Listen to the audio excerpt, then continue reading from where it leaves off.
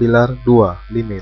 Limit fungsi merupakan teori yang mendasari kalkulus, yaitu diferensial dan integral. Pengertian limit fungsi ini dapat didefinisikan sebagai lim x a fungsi x sama dengan L, yang berarti bahwa jika x mendekati a, x tidaklah sama dengan a, maka fungsi x mendekati nilai L. Untuk teori limit, ada 5 bentuk rumus dasar, seperti yang nampak pada layar Anda. Cara penyelesaian x sama dengan 0 dapat dilakukan dengan mensubstitusikan nilai x dalam fungsi. Jika hasilnya tidak dapat didefinisikan, maka kita dapat memfaktorkan, mendiferensialkan, maupun mengalihkannya dengan faktor sekawan. Sedangkan cara penyelesaian x tidak terhingga dengan cara membagi pembilang fungsi x dan menyebut gx dengan x pangkat n, di mana n adalah pangkat tertinggi. Dan untuk rumus cepat belia akan nampak pada layar untuk x sama dengan 0 dan x tidak terhingga.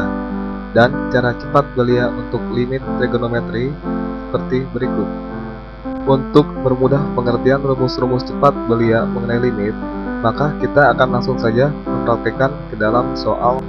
Contoh soal yang pertama nampak pada layar sebagai berikut. Nilai dari limit x sama dengan 2, 3x pangkat 2 dikurang 8x tambah 4 per x kurang 2 adalah.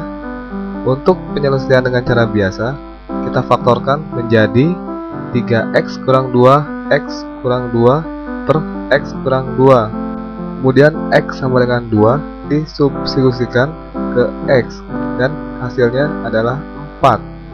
Bila dikerjakan dengan rumus cepat belia, sangatlah mudah.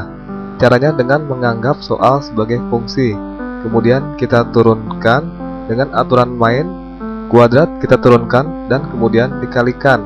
Hasilnya adalah 6. Angka di depan x langsung diambil menjadi angka 8. Bila tanpa angka di depan x, maka bilangan menjadi 0 dan hasilnya adalah 4. Agar lebih memahami lagi, kita kerjakan soal nomor 2, yaitu limit x sama dengan 1, 2x pangkat 2 kurang x kurang 1 per 3x pangkat 2 kurang x kurang 2 sama dengan. Penyelesaian kita turunkan menjadi 4x kurang 1 per 6x kurang 1.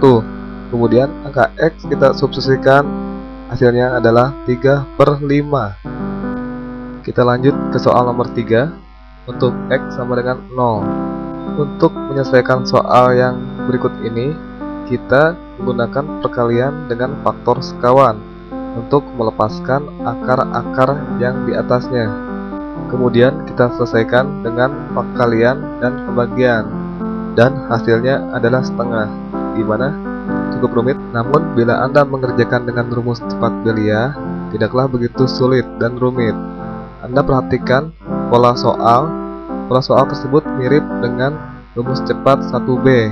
Kemudian kita buat persamaan, yaitu A sama dengan 2, B sama dengan 1, C sama dengan min 2, dan D sama dengan 4. Kemudian angka persamaan tadi kita substitusikan ke dalam rumus belia, dan dapatlah angka setengah. Gimana? Cukup mudah bukan? Agar lebih memahami rumus-rumus belia, banyaklah belajar mengerjakan soal-soal limit. Selamat belajar dan